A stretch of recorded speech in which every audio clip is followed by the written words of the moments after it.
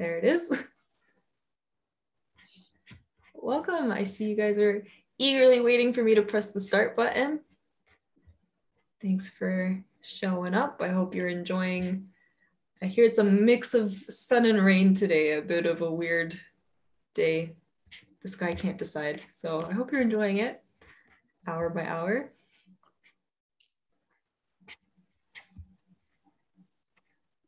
All right, I'm seeing a lot of familiar faces and a bunch of newbies. So if you're new, welcome. If you're old, also welcome. All right, we're a minute in, so I'm gonna get rolling. People will come in as they come. Welcome to this education session today. I'm really excited that you're joining us today and that you're getting ready to learn about and talk about grief. I always forget, I gotta start. My name is Gloria Lausch. I constantly forget this part. I'm the virtual program coordinator here at Gilda's Club Greater Toronto, and I'm going to be your tech/social support for the evening tonight. And like I said, I'm stoked that you guys are joining us all today. This is our 4th out of 8 education sessions in a month-long series called Treading Above Water, that with the help of partner organizations and professionals addresses conversations around dying and death. Treading Above Water is an opportunity to learn about how to process difficult information and plan the best options for you and for your loved ones during a period of time when life's waters are calm, so that you'll be able to keep your head above water when life becomes more turbulent and the waters get deep. Now, I'm just going to switch screens for a little bit so I can share my screen with everybody. Here we go. Just a couple of things I want to share with you. Little bit of, oh my. One of those afternoons. Okay, here we go. Little bit of housekeeping to run through with you guys. So there are 2 main buttons that I'd like you all to know about. The first is the Q&A. If you look at the bottom of your Zoom bar, it's got 2 cute little chat bubbles. Throughout the presentation, if you have any questions that you'd like to direct directly to Megan, please put them in the Q&A. If they're not there, she's not going to see it. It's going to be lost in the internet, and we don't want that to happen. So questions for Megan in the Q&A. If you have any questions, comments, concerns that you'd like to direct towards me, move a little bit to the right and you'll see the chat box button. That's where I will be at, and I'll be monitoring both the chat and the Q&A throughout the presentation. Questions will be saved for a specific period at the end of the presentation, but as they come to your mind, please feel free to put them into that chat box. Just know if you're not having it answered right away, it's going to be saved towards the end. This is a webinar, so you cannot be seen, you cannot be heard. If you're in your PJs, it's totally cool. We can't see you, we can't hear you, but because of that, the only way that we can hear your voice is through the chat or the Q&A button. Now, finally, our discussion may bring up intense feelings and emotions, and we want to make sure that if you do have these feelings, that you know that you can reach out to the Gilda's Club staff for support through the email that you see on the screen over here, program@gildasclubtoronto.org. We do know that some of you are not members of Gilda's Club, and we would still be happy to interact with you and to point you in the direction of the most appropriate support. Yes. Love it when the slides work, that's the best. As mentioned, Treading Above Water is a month-long series. This is the 4th out of 8. Each Friday throughout the month of April, there will be 2 education sessions on the topic of dying and death, one at 1 p.m., one at 6 p.m. These are the next few sessions we have planned that you can see on the screen here. You can register for them through the link that I'll be sending in the afterward email for all of you guys. In that email as well, you will be sent a recording of this presentation, so don't worry about taking feverish notes throughout this. You're going to be getting a nice, cute little recording for you so you can rewatch at your own leisure. Now, what we're really here for, last but not least, Megan Quinn, our wonderful, gracious presenter who's going to be sharing their time and knowledge with us today. Megan is a grief educator and counselor. She's passionate about providing skilled and compassionate support as people navigate some of life's most difficult transitions. Megan has been studying and working in death, grief, and loss for 10 years and draws upon a variety of approaches that help her to walk soulfully alongside those with grieving hearts. Megan has been a group facilitator with Gilda's Club for 5 years and is proud of and passionate about the community created here. Without further ado, off to Megan, I will stop sharing, Megan, so you can take over. Great. Thank you very much, Gloria, for setting everything up for us. Can you hear me okay? Always have to check. All right, great, thanks. All right, so before I start to share my screen and get into the meat of what we will talk about tonight, I do want to reiterate what Gloria has said, that I speak with a lot of seeming ease about some really difficult things. So living with illness, death, and dying, grief and loss. So do care for yourselves in these moments as they come up for you, if anything does come up for you. And if you need to take a step away, get a drink of water, just take a nice deep breath to sort of resettle, ground yourself. Please give yourself the permission to do that. Because we might be touching on some stuff that makes your heart hurt and touching on some stuff that's raw. And I want to encourage you just to hold yourself in that.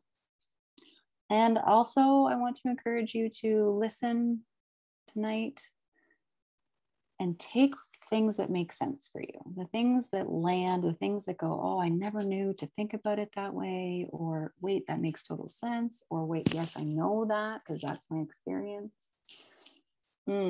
Take that stuff in. That's yours. Take that away from here. Watch yourself to notice what it is that lands and what you're going to take away. But also know that it's your prerogative to release or let go of anything that doesn't serve you. Take what makes sense and leave behind anything that doesn't. If something doesn't land nicely, if something makes you go, oh, no, too prickly, not having that, that's okay. You get to let that stuff go. Just take what makes sense from tonight. Leave behind the rest. And so now we are going to move into my little presentation that I will offer to you all. If I can just find it.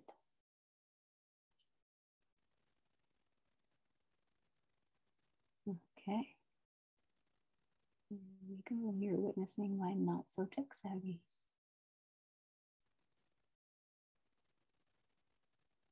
So tonight we are coming from really foundational level to look at what exactly grief is.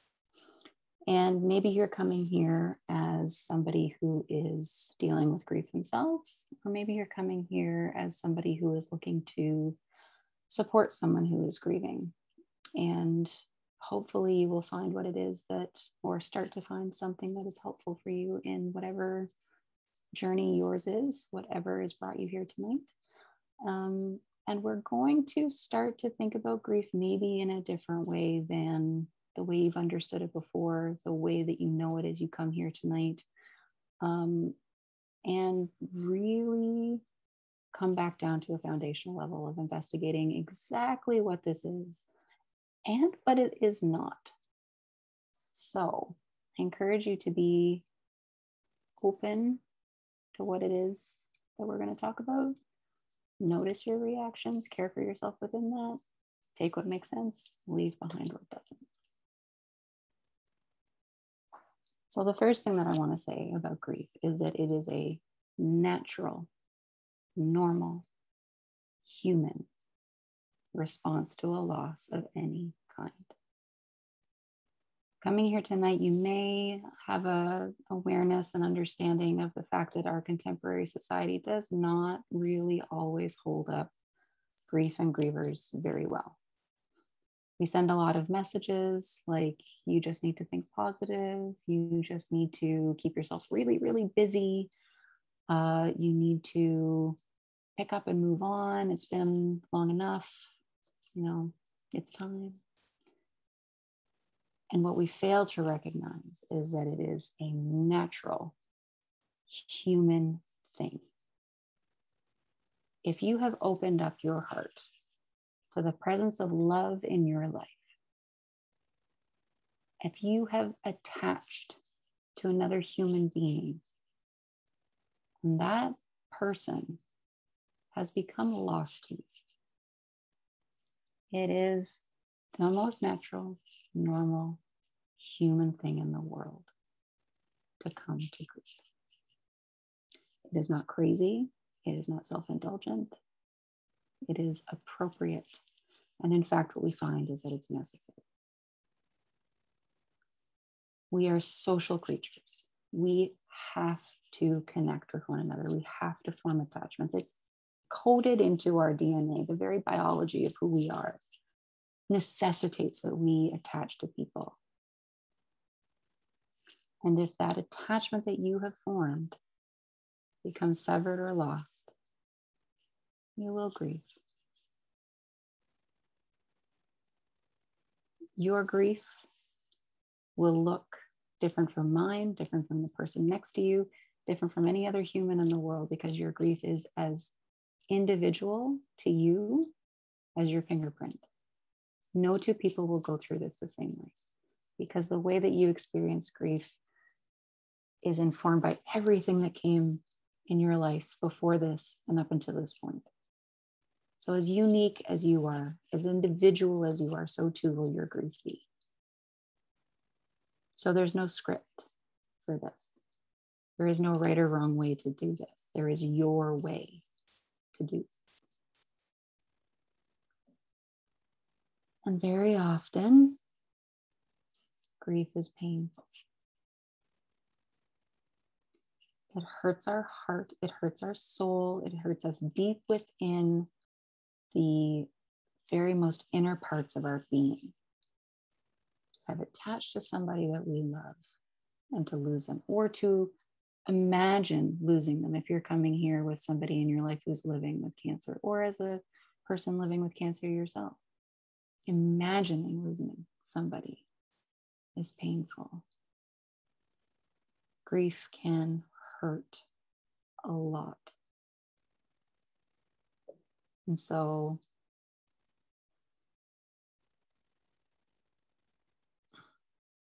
if that's you, I just want to say that I see you in that, and I'm so sorry that your heart knows this pain.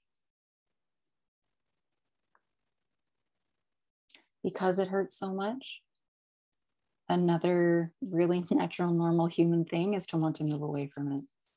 We work really hard as humans to avoid pain, to move away from pain. Harder than we do to seek pleasure. So it's very counterintuitive. It's very natural, normal human thing to come to grief, but it's very natural, normal human to want to avoid what hurts us. And grief hurts us. So it's really hard to think of it as a friend. It's too prickly, it's too dark, it's too deep, and it hurts too much. But we don't want to make it an enemy either. So can we start to think of grief as an ally? Not a friend, not an enemy, an ally. Because we will find, if we allow ourselves the authentic experience of grieving a lost love, we will be able to heal from that if we allow ourselves to grieve. Again, it asks us to go toward what is painful, which feels unnatural, but is only by going through the pain that you can find your way to the other side. There's no way around. There's no way up, down, sideways. There's no easy fix. If there was, I promise I'd give it to you. I'd give you the recipe that you need. It's also a teacher. Because grief shows up to tell us what's important in our lives, what we want and what we need and what we don't need, what doesn't have importance for us. And it teaches us about the way that we want to live and show up and be in the world. Grief allows us, when our heart has been absolutely broken by the loss of somebody that we love, to take pieces of our broken heart and knit them back together over time so that it can be whole again. Always bearing the scars of the loss, because you will be changed by this.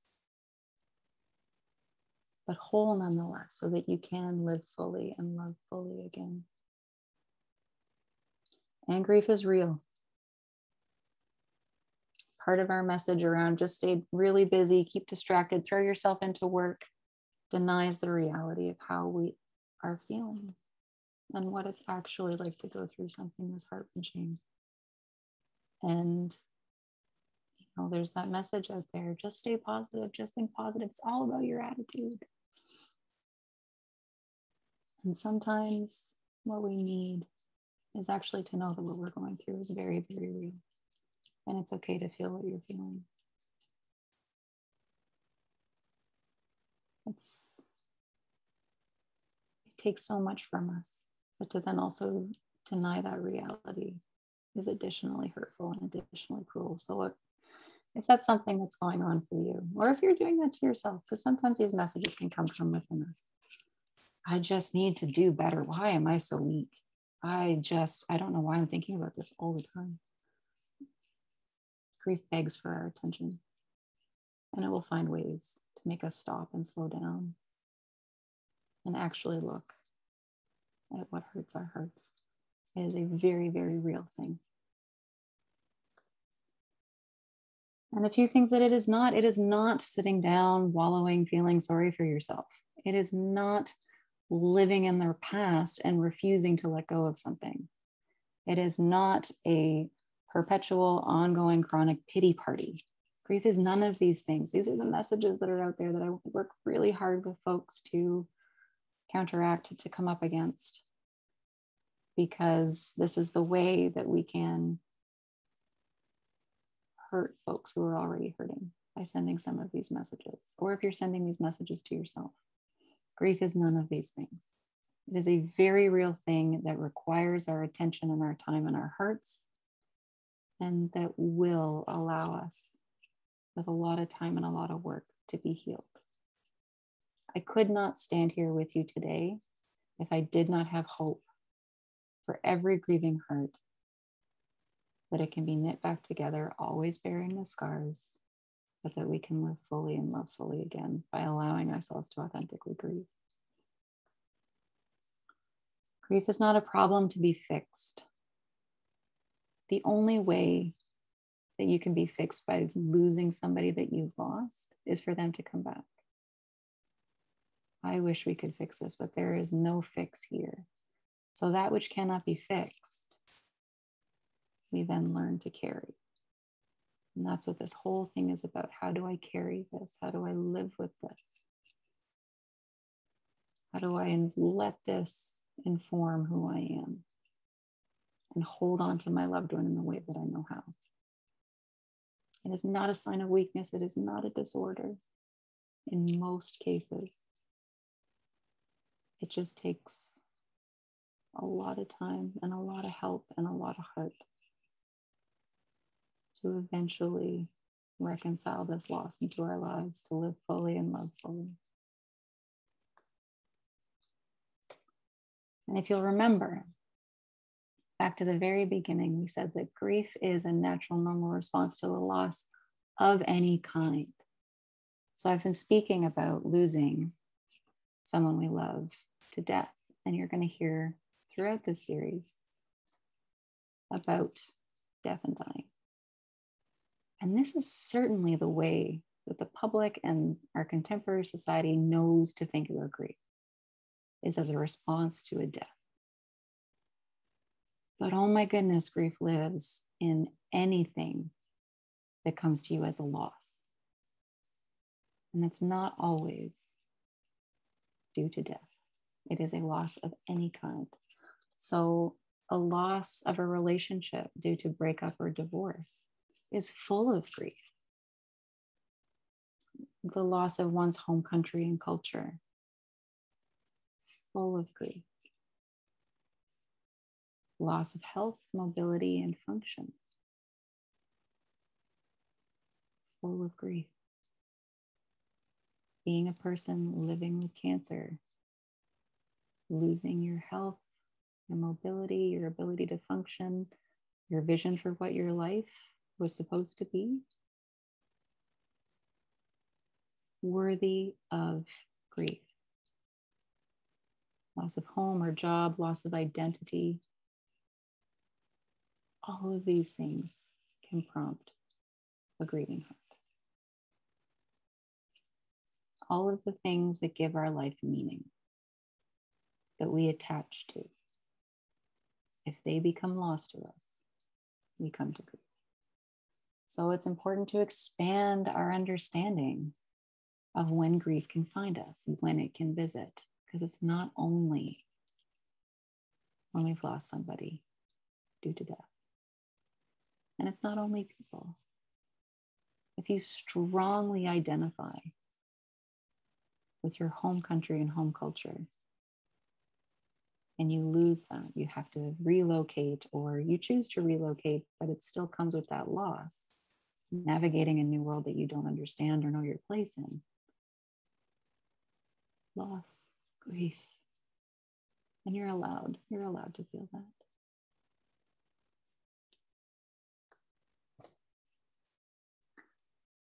And may I remind you, as if you need reminding, that we are grieving in the time of a unprecedented, once in 100 years, all the things that they're saying, pandemic. So we have this compounding effect. And don't look up COVID compound on Google. I promise it's not there. This is just something I thought of. So it's the way that I think about it. But if yours is a grieving heart, or if you're living through the experience of going through cancer, and it's also the pandemic, and also things are being taken away from you, we layer over difficulty and grief and difficulty and grief and difficulty and grief and loss and loss and loss and loss and loss. At a time when we don't really know what's going on a lot of the time. At a time when we are navigating situations we've never had to navigate or understand. At a time of unprecedented social isolation. And it's easy to forget now as things start to open back up and start to feel like it's a little bit freer. But we were living in profound social isolation, where we were removed or distanced from our communities. And we know the importance of community in grief, in navigating illness, in living with cancer. Gilda's exists because we know how important community is. We were going through touch deprivation. Again, less so now. But did you lose somebody during the pandemic and you weren't able to be with them at end of life because we had visitor restrictions in hospitals? Or are you currently trying to companion somebody who's living with cancer and you can't go with them to treatments? And if things were different, you would not miss it. You'd be there with them every single time, right there by their side, holding their hand.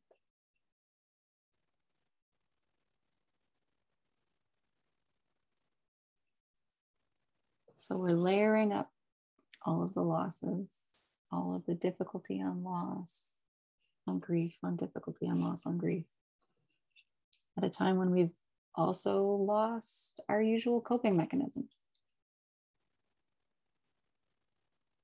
Maybe you're somebody that needed to hit the gym to get rid of all of your pent-up energy, all of your grief in your body that you need to expel. And we couldn't go to the gym. And the Starbucks down the street that you go to every day, that you have your favorite barista, you couldn't talk to them anymore because you had to just move through.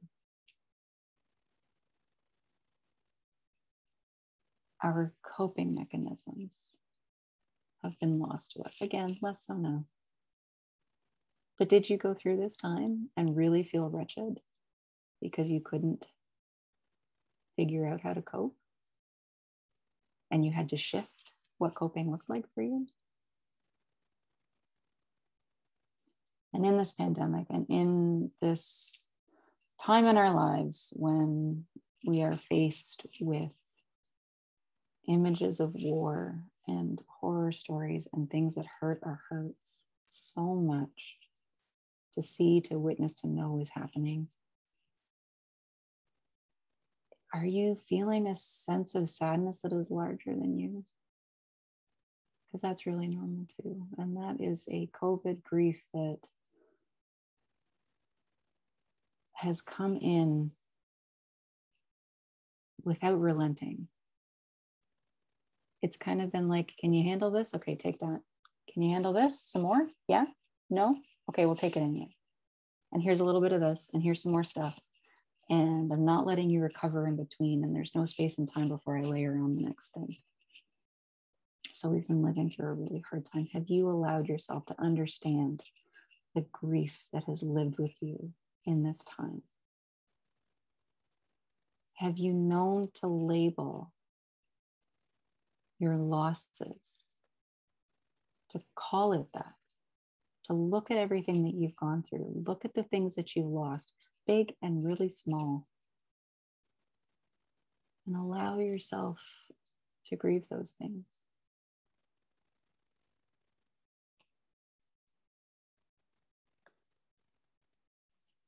Because there are losses that COVID introduced as well.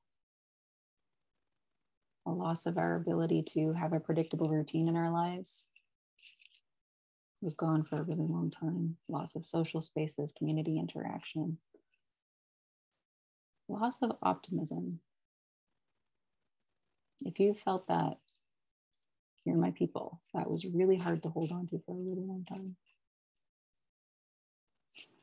If you're going through cancer yourself or somebody in your life is, did you feel that very real loss of your in-person medical appointments, your very real loss of being actually feeling like connected to your team that is supposed to take care of you in this life-limiting illness that is scary, that threatens your well-being and threatens your life? And you don't feel like you can be connected in the same way because now you've got phone calls and virtual calls, and maybe things are getting pushed off. And you're going, wait, no, I need you too. COVID introduced all of these other losses as well. Have you known that for yourself? Have you let yourself feel that? Have you known this to be grief? Maybe not. Because maybe we didn't know to expand our definition or understanding of what grief is and how it impacts us, not only in the death of somebody that we love, but in all of these other non-death ways.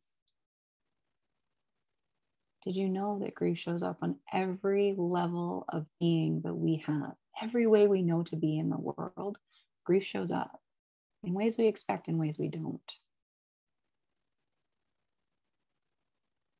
Your emotional, social, spiritual, cognitive, and physical being will be impacted by grief. We think of grief and we see it in movies and media, and we think of somebody who's got a depressed sort of physical person and who cries. And certainly that is part of grief, but that is not the whole story. And that might not be part of the story. There's lots of people who find, I can't really cry. I don't know why. That does not mean you're not grieving. It might be finding you in a different way. So we expect sometimes that emotional, that sadness piece, but do we expect the depth of it? Do you know how sad you can feel that it almost seems like it's within your bones? Maybe that's not what you're going through right now. Maybe you're feeling very, very scared. Fear is a huge, huge part of grief. C.S. Lewis, the author of the Narnia Chronicles, wrote of losing his wife. No one ever told me that grief felt so like fear. We don't know to expect that. Or maybe you're living in that right now. If you're feeling that grief as you approach a loss, or you can imagine a loss. Fear is a big part of it. I'm not going to go through every single one of these, but we don't necessarily know that Grief will show up in the form of anger and rage or relief, followed closely by guilt. That then makes us feel sad. And we can bounce between all of these emotions, the full spectrum. This isn't an exhaustive list. There's so much more. And it can make us bounce around between all of these things. All of these can be present in grief. It shows up in our social person. Do relationships still make sense? Can somebody support me in the way that I hope and expect them to? Or have I found that actually they've fallen away? They've said like, yeah, let me know if you need me. I'll be over here. And they don't really hurt you in that way, but they don't help either. And you're kind of expecting them to be right there with you. Or did you belong in circles that you just now don't know how to belong into, or if you belong there? Have you been surprised by the people that show up and that you cling to that you never thought would be the ones that you had showing up and clinging to? Or have you been surprised by the folks that can't be with you in this?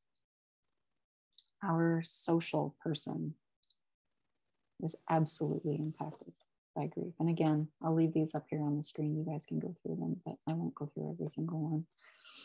Did you know that grief shows up in our physical bodies? Because it absolutely does. Grief is so visceral. It is so physical. I remember saying to somebody once, I did not know that my body would be as broken as my heart was. We hold all of our grief, all of our love, but all of our grief in our bodies. Whether we're sleeping too much, not enough, whether we find that we live with like a lump in our throat because we're always just about to cry. And it takes that physical form of that knot that lives kind of right here. Weird things happen. I remember I lost hair. Grief shows up and takes residence in our physical bodies. It absolutely does. There are cognitive signs too. There's a huge cognitive impairment when you come to grief. Absolutely huge. It becomes so difficult to make decisions, to know if you're doing the right thing, to strive to do the right thing and not know what that is and not want to do the wrong one. So we can become afraid of making decisions. The inability to concentrate is huge. The inability to focus or hold attention, or I'm reading this page, this memo for the fourth time, and I just can't take in the meaning. I don't know what I'm supposed to be taking away from this. It's just not translating. Because our brains take a hit too. And we don't necessarily know to expect that. So if you're that person at work and you are a taskmaster and you just get everything done and you know how to go through your day, you don't need to make lists. You just boom, boom, boom, knock it out. You've got the answers to everybody's questions. And at the end of the day, I can feel like, yep, I put in my day and I'm good. If that's you, and then all of a sudden, oh gosh, why did I come into this room again? What was it that I needed? I can't remember. I went to the grocery store. All I needed was eggs. And I came home with a cart full of groceries and no eggs. That can feel crazy making. I hear so often, I think I'm going crazy. I think I'm going crazy. Because we don't know this version of ourselves, and we don't know to recognize that our brains will be affected by the cognitive impairment that comes with grief. There are spiritual signs as well. There are some that would argue that this is an inherently spiritual thing because it makes us question our existence, our purpose here on this earth. And you don't need to be a spiritual or religious person. Everybody has the spirit, the things that drive them within them. What fills you up? What sparks your fire? It's the people around us and the things that give our lives meaning. And when we lose those things, we have those questions. What's the point of all of this? What's my purpose in here? Why does it hurt so bad? Where are you? Can you see me? And do you know how much I hurt? What do I do now?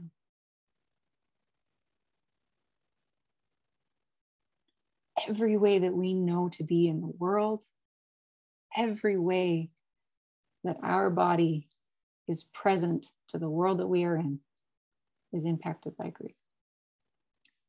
Socially, spiritually, cognitively, physically, and emotionally, grief will show up.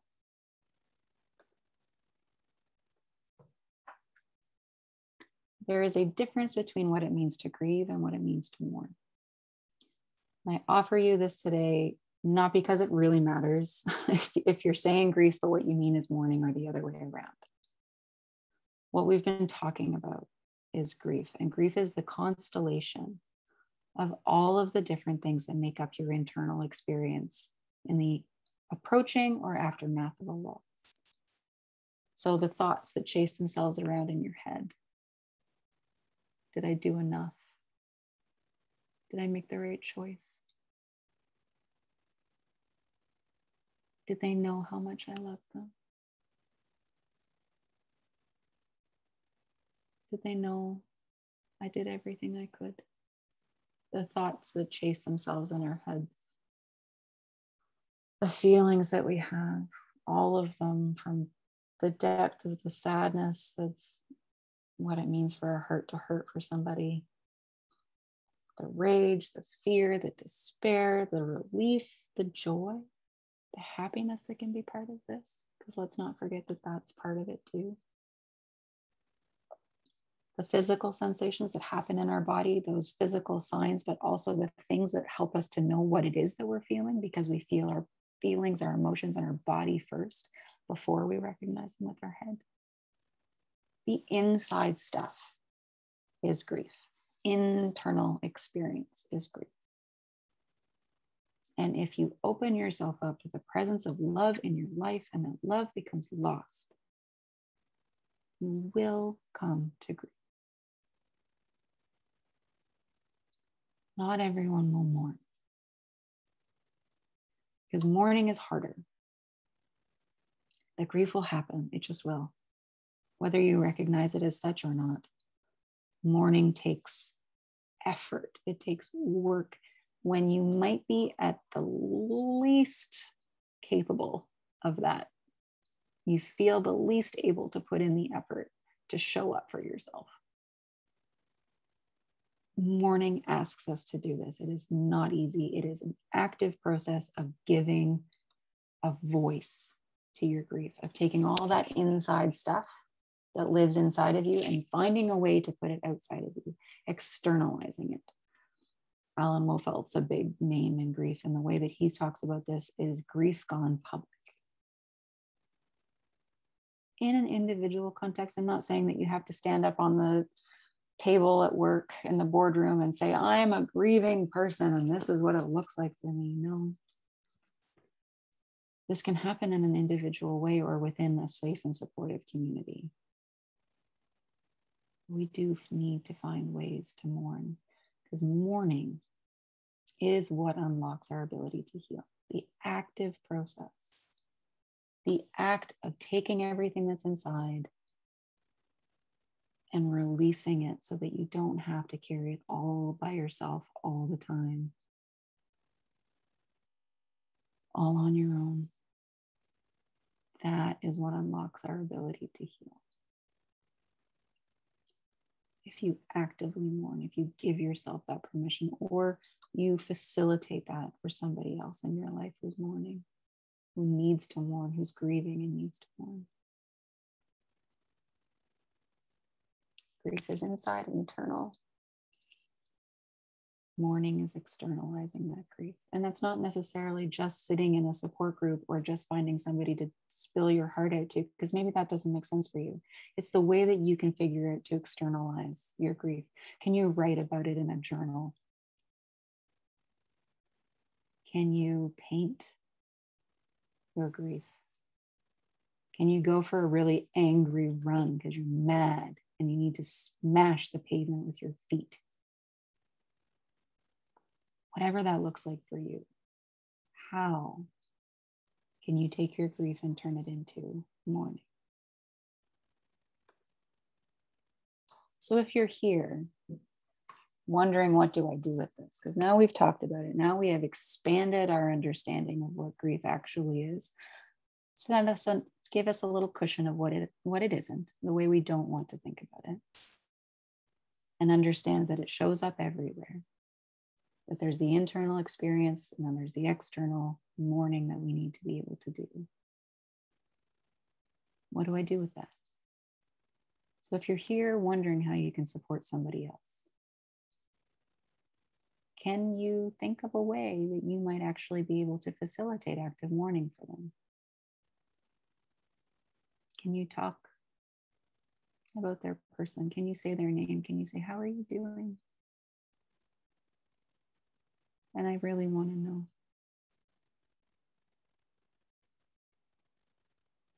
Can you tell me about what's on your heart and mind? Can you tell me about your person? What are you thinking and feeling about them? Can you do this while realizing and honoring that you can't take their pain away, and that's actually not the goal? Sometimes we try to support with the best of intentions, trying to take somebody's pain from them because we don't want them to hurt, and we don't realize the facility that exists in allowing somebody to hurt. So can you sit with somebody? Can you help them to mourn without needing to take their pain away? And just be there within it and just say, ouch. That sounds like it's really hard. Can you listen, really listen, without feeling like you need to have the answers or to say the right thing? Because so often we want to help the people in our lives. We want to show up for them, but we so fear saying the wrong thing that we say nothing. Release yourself from the need to have the answers, because a lot of the time, these questions that we're asking ourselves in grief have no answers. There's no answer. Can you say, I don't know what to say, but I'm here. I wish I could help. I don't know how, but I'm not going anywhere. Can you show up that way? Can you adopt the stance of learner and not teacher or preacher? I went to a grief webinar. I learned all about it. So now I know how to support you. So now you need to do this. We're not the teacher. We're here to learn from somebody what their grief looks and feels like, what the flavor of it is, what's on their heart and mind. We're not here to teach them about their own experience, because we can't, or preach to them about the way that they should be doing this, because there's no right or wrong way. There's just the individual's way. And so in doing this, if you can listen without needing to have the answers, if you can adopt that learner stance, if you can understand that their pain can't be taken away, but you can validate it and see them within it, you privilege the work of your heart over the work of your head, which is really hard to do. Can you meet somebody with your heart instead of with your head? Because a lot of times, grief doesn't make logical sense.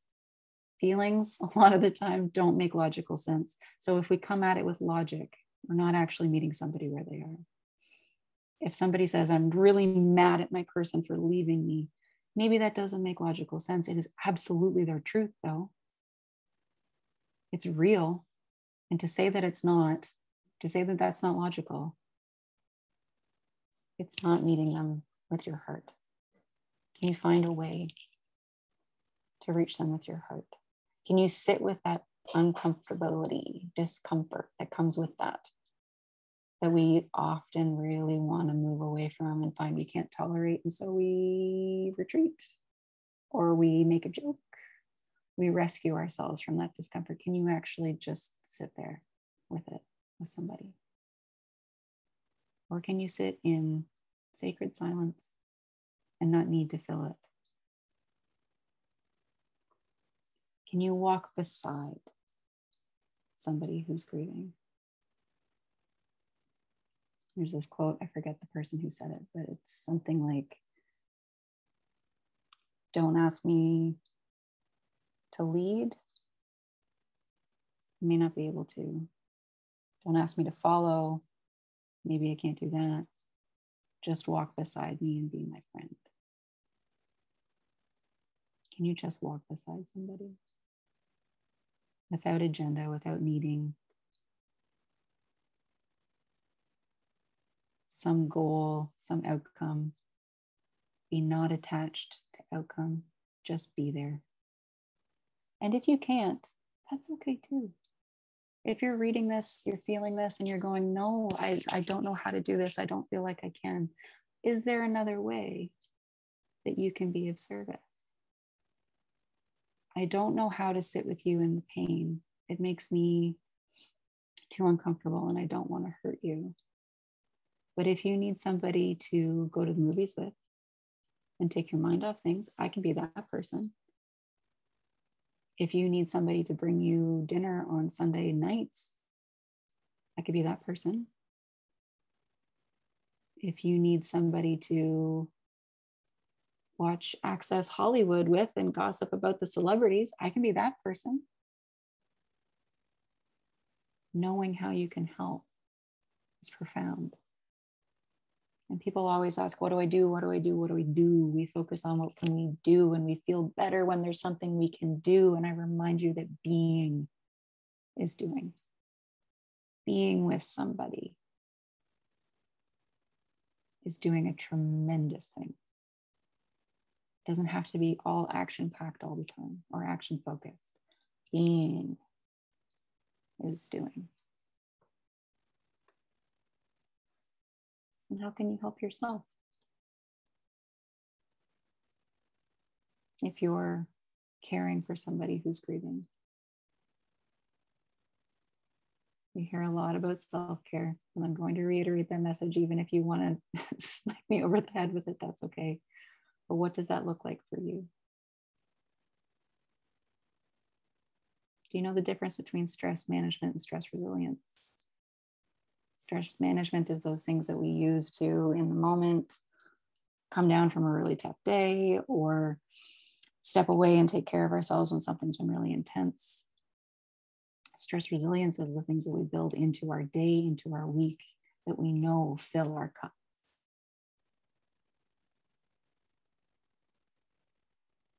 Can you practice stress resilience? Really look after yourself. Check in with yourself and ask what you need. What do I need? Can you incorporate ritual? We often find that ritual is really helpful. Can you light a candle? Can you have a morning talk with the person that you miss?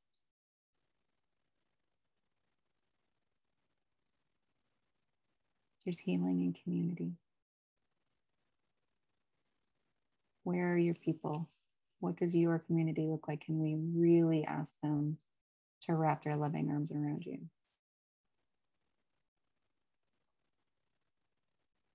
Upholding and respecting your own boundaries and limitations.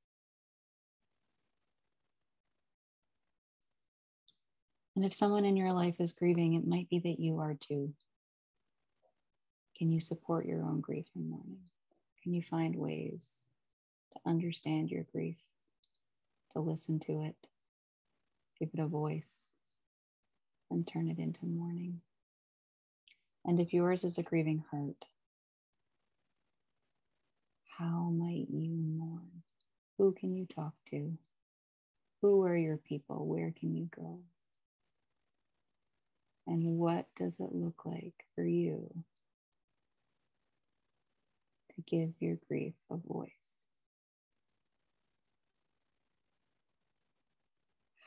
how can you turn this into an active process of mourning?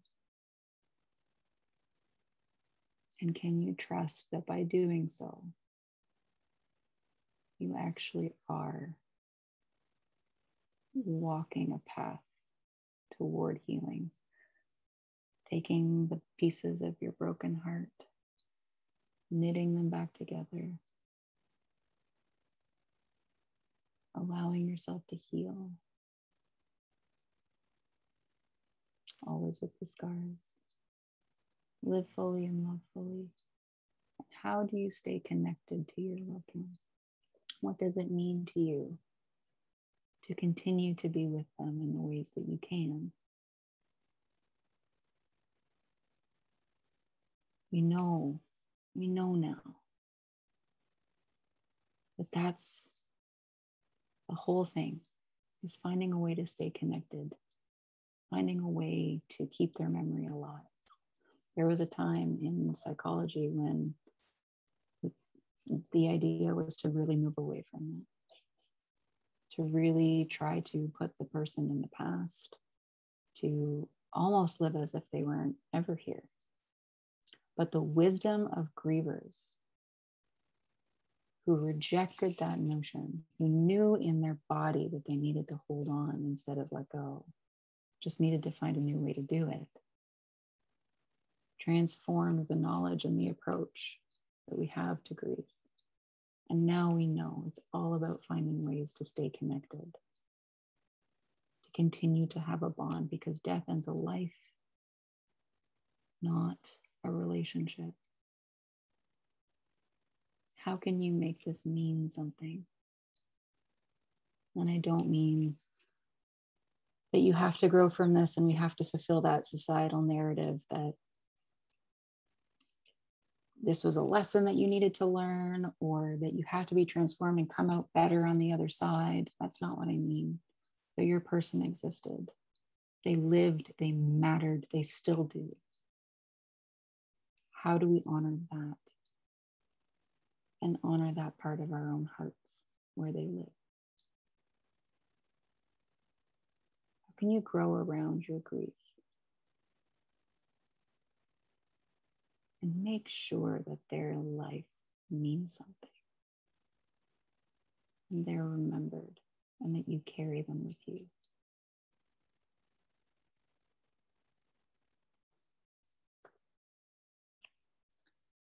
And that's where I'm going to wrap us up for tonight with a tremendous thank you. Because if you're here looking for an understanding of how to support someone who is grieving, and you're looking to put additional compassion out there into the world in that way, I thank you. And if yours is a grieving heart and you're looking for ways to understand it and to turn that compassion in toward yourself, I thank you. Because in a world that is quite literally, to use the term that's out there, on fire,